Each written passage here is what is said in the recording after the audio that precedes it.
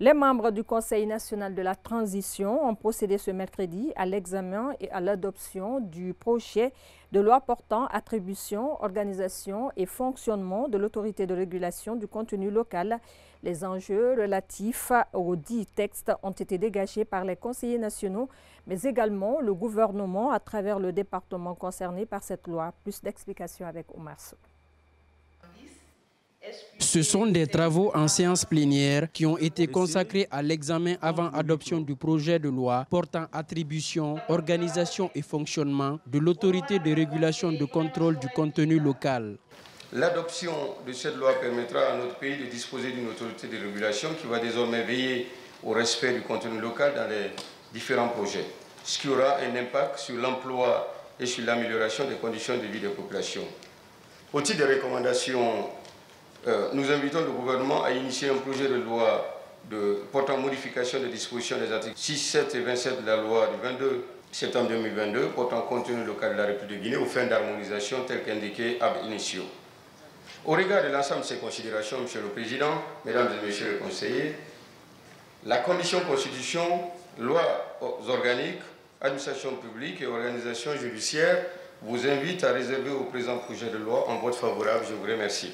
Face à des préoccupations soulevées, le département en charge du commerce, de l'industrie et des petites et moyennes entreprises a apporté quelques précisions sur ce texte. En tant que département de tutelle dans la mise en œuvre du contenu local, une telle action non seulement s'inscrit dans la légalité, mais elle est l'alternative par un souci de cohérence. Vous avez mon assurance que toutes les dispositions ont été prises pour que le projet de loi relatif à l'autorité de régulation soit conforme à la loi portant contenu local et au statut général des autorités administratives indépendantes. Pour le respect de la réglementation sur le contenu local, il est impératif que soit opérationnalisé l'organe de régulation, de contrôle et de suivi en la matière.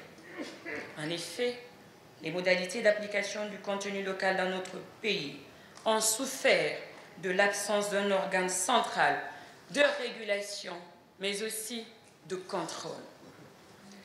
Le projet de loi qui vous est soumis vise justement à combler ce déficit. Ce texte soumis à l'approbation des conseillers nationaux a été adopté par la majorité des membres. Les travaux concernant la présentation du rapport de la commission d'information dans les lieux de privation de liberté ainsi que celui sur la situation de l'hôpital national d'Onka se sont déroulés à huis clos suite au vote des membres du Conseil national de la transition. Durant cette même plénière, le projet de loi portant amendement de l'article 36 des statuts de la BCRG a été adopté par la majorité des conseillers nationaux, un vote qui soulage le ministre de l'Économie et des Finances qui revient sur l'enjeu du dit texte. On écoute Mourana Souma au micro de Omar Sow.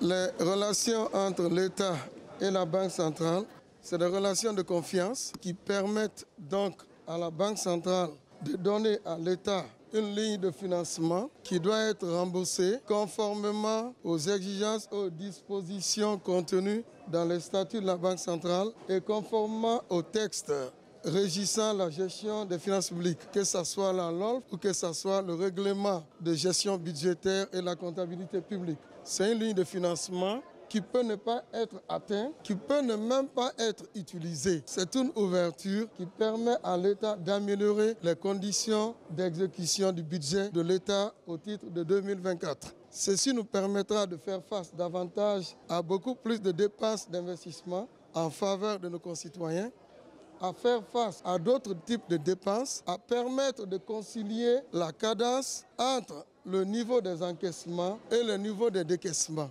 C'est une pratique même dans les pays de l'UEMOA où les gens, les banques ou le Trésor a recours au financement du Trésor de façon journalière pour en tout cas faire ici le financement du déficit de trésorerie qui peut être résorbé en fonction du niveau d'encaissement des recettes, être résorbé en fonction du niveau de financement des autres ressources de financement telles que les bons du Trésor, telles que les obligations du Trésor.